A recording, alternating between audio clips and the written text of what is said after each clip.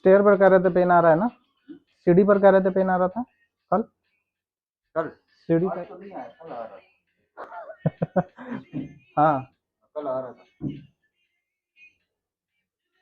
जैसे इसको ऐसे खींचा था ना, हाँ ऐसे तब हाँ। यहाँ आ रहा तो था। अब आ रहा है। नहीं और जो पीछे वाला पेन था, ये जो इधर ये काफ वाला था। नहीं, ये इस टाइम में नहीं आता, ठीक है वो तो रिलैक्स में आता है।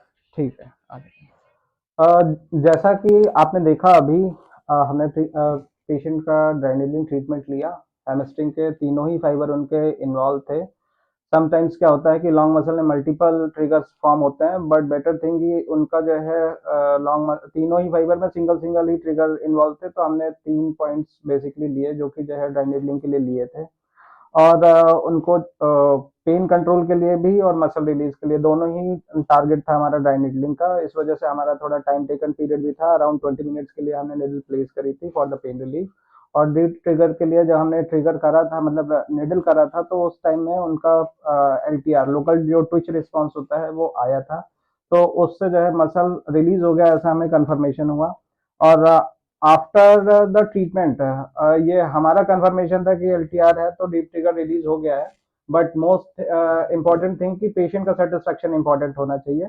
तो आफ्टर द निडलिंग जब हमने उनको वॉक करा करके देखा, तो पहले की वॉक और अब ट्रीटमेंट के बाद की वॉक में काफी डिफरेंस था।